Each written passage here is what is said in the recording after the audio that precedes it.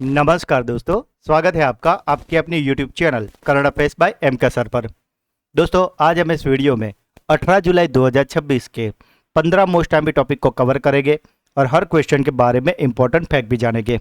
तो पूरा वीडियो बड़े ध्यान से देखना। लास्ट में आपका टेस्ट होगा जिसके आंसर आपको कमेंट करने हैं। साथ ही दोस्तों, ये एकमात्र चैनल है जहाँ पे हर दिन सुबह 8 बजे 15 मिनट जितने कम समय में 15 मोस्ट टाइम टॉपिक आपको डिटेल में कवर करवाए जाते हैं और साथ ही डेली, वीकली और मंथली रिवीजन भी करवाया जाता है। तो अगर आप इस चैनल को रेगुलर फॉलो करते हो तो आप कोई भी वनडे, स्टेट या कोई भी कॉम्पिटिटिव एग्जाम की तैयारी कर रहे हो उसमें करंट अफेयर्स के रिगार्डिंग आपको और कुछ भी देखने की जरूरत नहीं पड़ेगी। तो दोस्तों, अगर अभी तक चैनल को सब्सक्राइब नहीं किया तो प्लीज़ जल्दी से कर लीजिए। तो चलिए वीडियो स्टार्ट करते हैं।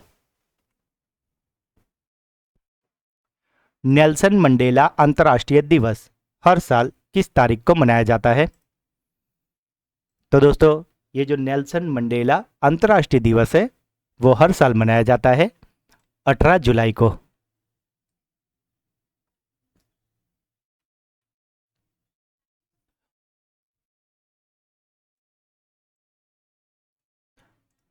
अठारह जुलाई 1918 को नेल्सन मंडेला का जन्म हुआ था। इसी उपलक्ष्य में संयुक्त राष्ट्र ने नवंबर 2009 में घोषणा करके 18 जुलाई 2010 से पहला आधिकारिक दिवस मनाया था।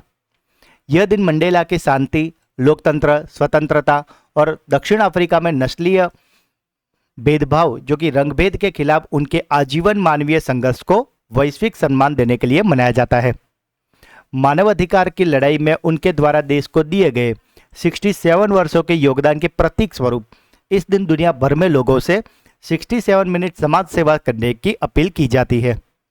संयुक्त राष्ट्र द्वारा हर 5 साल में उत्कृष्ट मानवीय कार्यों के लिए नेल्सन मंडेला पुरस्कार भी दिया जाता है। मंडेला को शांति के क्षेत्र में उनके ऐतिहासिक कार्यों के लिए वर्ष 1993 में प्रतिष्ठित नोबेल शांति पुरस्कार और वर्ष 1990 में भारत के सर्वोच्च नागरिक सम्मान भारत रत्न से भी नवाजा गया था।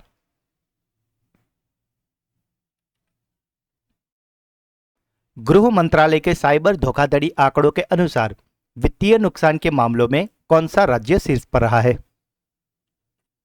तो दोस्तों, ये जो साइबर धोखाधड़ी होती है उससे जो वित्तीय नुकसान हुआ है उसमें देश भर में पहले स्थान पर रहा है महाराष्ट्र। यह रिपोर्ट केंद्रीय गृह मंत्रालय के अधीन भारतीय साइबर अपराध समन्वय केंद्र द्वारा जनवरी से लेकर जून 2026 के लिए जारी की गई है। महाराष्ट्र देश में सबसे आगे है जहां लोगों को लगभग 1638 करोड़ रुपए का नुकसान हुआ है।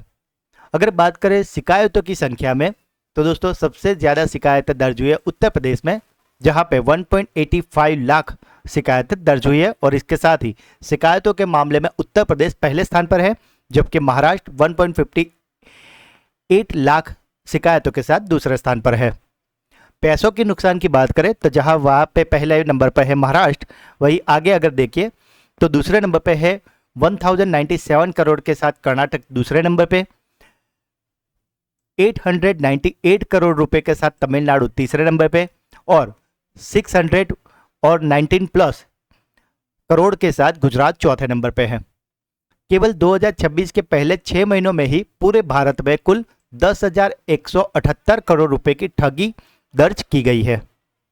धोखाधड़ी के अगर मुख्य प्रकार की बात करें तो इसमें डिजिटल अरेस्ट और ट्रेंडिंग निवेश स्कीम सबसे बड़े कारण है, यानी कि इन्वेस्टमेंट स्कैम। भारत की राष्ट्रीय अमूर्त सांस्कृतिक विरासत सूची में हाल ही में किस यात्रा को शामिल किया गया है? तो दोस्तों, ये जो यात्रा है जिसे भारत की राष्ट्रीय अमूर्त सांस्कृतिक विरासत सूची में शामिल किया गया है वो है जम्मू कश्मीर की भैरव यात्रा। जम्मू कश्मीर के राजौरी जिले की ऐतिहासिक भैरव यात्रा जो कि भैरव देव की झांकी है उसको आधिकारिक तौर पर भारत की राष्ट्रीय अमूर्त सांस्कृतिक विरासत सूची में शामिल किया गया है। यह वार्षिक यात्रा हर साल होली के त्योहार पर यानी कि मार्च महीने के दौरान आयोजित की जाती है जो सदियों पुरानी परंपरा है। यह यात्रा भगवान शिव के रूप काल भैरव को समर्पित है जिसमें भव्य शोभा यात्रा निकाली जाती है। इस मान्यता से अब इस स्थानीय परंपरा को राष्ट्रीय स्तर पर संरक्षण, शोध और टेस्ट टूरिज्म यानी कि विरासत पर्यटन में बढ़ावा मिलेगा। नागरिक का समयबद्ध एवं सुगम सेवा वितरण अधिकार विधेयक 2026 किस सरकार द्वारा मंजूर किया गया है? तो दोस्तों ये जो विधेयक है जिसमें समयबद्ध एवं सुगम सेवा वितरण को सुनिश्चित किया जाता है और इसे मंजूर किया है दिल्ली सरकार ने। दिल्ली कैबिनेट ने नागरिक का समयबद्ध एवं सुगम सेवा वितरण अधिकार विधेयक 2026 यानी कि right to time bound and hassle free delivery of service bill को मंजूरी दी है। इसका मुख्य उद्देश्य है दिल्ली के नागरिकों को सरकारी सेवाओं जैसे कि प्रमाण पत्र, लाइसेंस आदि बिना किसी रुकावट के एक निश्चित समय सीमा के भीतर उपलब्ध कराना है। यदि कोई अधिकारी किसी नागरिक के आवेदन को बिना वैध कारण के खारिज या रिजेक्ट करता है तो भी उस पर 250 से लेकर 5000 तक का जुर्माना लग सकता है।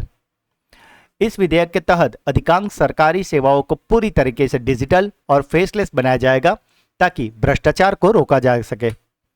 यह नया कानून दिल्ली सरकार की पहले से चल रही door step delivery of service यानी कि घर बैठे सरकारी सेवा योजनाओं को और आधुनिक कानूनी मजबूती प्रदान करेगा। ओडिशा के पुरी में होने वाली जगन्नाथ रथ यात्रा में भगवान जगन्नाथ के जो सबसे बड़ा रथ है उसका नाम क्या है? तो दोस्तों ये जो जगन्नाथ यात्रा निकलती है उड़ीसा के पुरी में, उसमें जो सबसे बड़ा रथ होता है उसका नाम है नंदी घोष। रथ यात्रा में 3 रथ होते हैं जहां पे भगवान जगन्नाथ के रथ का नाम है नंदी घोष जो कि सबसे बड़ा होता है। भाई बलभद्र का जो रथ है उनका नाम है तालध्वज और बहन सुभद्रा का जो रथ है उसको बोलते हैं दर्पदलन यानी कि पद्मध्वज। भगवान जगन्नाथ का रथ नंदी घोष सबसे ऊंचा होता है जिसकी ऊंचाई 45.6 फीट होती है, जिसमें कुल 16 यानी कि 16 पहिए होते हैं और इसका रंग लाल और पीला होता है। यात्रा की शुरुआत से पहले पुरी के गजपति राजा सोने की झाड़ू से रथों के मंडप को साफ करते हैं जिसे छेरा पहरा रस्म कहा जाता है। यह विश्व प्रसिद्ध रथ यात्रा हर साल आषाढ़ महीने की शुक्ल पक्ष की द्वितीय तिथि यानी कि जून जुलाई को ओडिशा के पुरी में आयोजित की जाती है। यह रथ यात्रा मुख्य जगन्नाथ मंदिर से शुरू होकर लगभग 3 किलोमीटर दूर स्थित गुंडीचा मंदिर जो कि उनकी मौसी माँ का घर है वहां तक जाती है जहां भगवान 9 दिनों तक रहते हैं। 200 टेस्ट क्रिकेट, 100 T20I विकेट और 150 ODI विकेट का आंकड़ा पूरा करने वाले पहले भारतीय क्रिकेटर कौन बने हैं? तो दोस्तों ये जो 200 टेस्ट विकेट, 100 T20I विकेट और 150 ODI विकेट ये 3 का आंकड़ा पार करने वाले पहले भारतीय क्रिकेटर बने हैं जसप्रीत बुमराह। दोस्तों अगर अभी तक वीडियो को लाइक नहीं किया तो आपसे रिक्वेस्ट है कि प्लीज़ जल्दी से अभी कर लीजिए और जो लोग चैनल पर नए हैं उनसे रिक्वेस्ट है कि चैनल को सब्सक्राइब जल्दी से कर लीजिए। किस राज्य सरकार ने कौशल सेतु और कौशल सारथी पोर्टल को लॉन्च किया है? तो दोस्तों ये जो पोर्टल है कौशल सेतु और कौशल सारथी इसे लॉन्च किया है उत्तर प्रदेश ने। किस देश ने जबरन श्रम यानी कि बंधुआ मजदूरी से बने उत्पादों को आयात पर पूर्ण प्रतिबंध लगा दिया है? तो दोस्तों ये जो जबरन श्रम से जो भी उत्पादन होते हैं उसकी आयात पर यानी कि इंपोर्ट पे जो बैन लगाया है वो किया है हमारे देश भारत ने।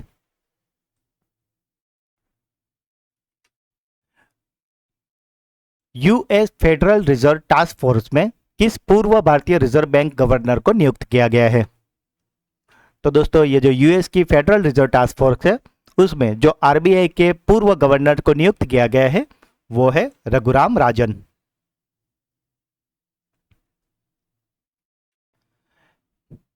इंस्टामार्ट ने एलपीजी सिलेंडर डिलीवरी के लिए किस कंपनी के साथ समझौता किया है? तो दोस्तों ये जो इंस्टामार्ट है उसने एलपीजी सिलेंडर की डिलीवरी के लिए जो समझौता किया है वो है एचपीसीएल के साथ यानी कि हिंदुस्तान पेट्रोलियम कॉर्पोरेशन लिमिटेड।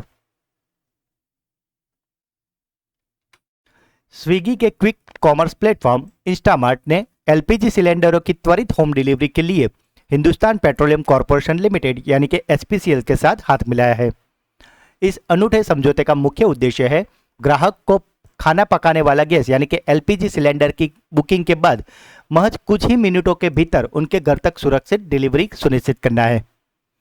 शुरुआत में यह अनूठी सेवा देश के चुनिंदा महानगरों और बड़े शहरों में एक पायलट प्रोजेक्ट के रूप में शुरू की जाएगी, जिसके बाद इसका विस्तार पूरे भारत में भी किया जाएगा। ग्राहक अब सीधे स्विगी ऐप पर जाके इंस्टामार्ट सेशन के माध्यम से एचपी गैस सिलेंडर को ट्रैक भी कर सकते हैं और ऑर्डर भी कर सकेंगे, जिससे पूरी प्रक्रिया बेहद आसान और पारदर्शी हो जाएगी।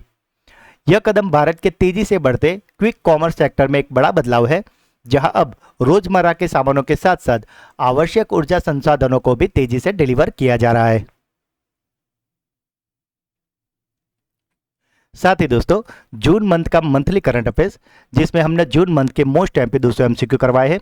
तो अगर अभी तक आपने ये वीडियो नहीं देखा तो इसे आप अवश्य देख लेना, क्योंकि हमने इसमें ऐसे ही 200 क्वेश्चन लिए हैं जो आपकी हर एग्जाम के लिए बहुत ही ज़्यादा इंपॉर्टेंट हो। तो दोस्तों, इस वीडियो को आप बिल्कुल भी मिस मत करना।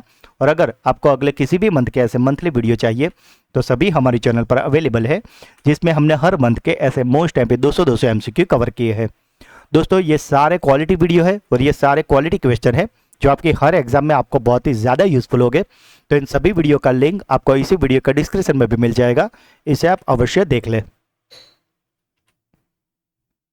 भारत और श्रीलंका के बीच रक्षा अधिकारियों के बीच अहम बैठक कहाँ आयोजित हुई है? तो दोस्तों, ये जो रक्षा अधिकारियों यानी कि डिफेंस ऑफिसर है, उनकी मीटिंग इंडिया श्रीलंका के जो गवर्नेंस ऑफिसर है उनकी हुई है दिल्ली के भारत के नई दिल्ली में। बुडापेस्ट रैंकिंग सीरीज 2026 में पुरुषों की फ्री स्टाइल 57 किलोग्राम वर्ग का स्वर्ण पदक किसने जीता है? तो दोस्तों, ये जो पुरुषों की फ्री स्टाइल 57 किलोग्राम वर्ग है उसमें स्वर्ण पदक जीत लिया है अमन सहरावत ने।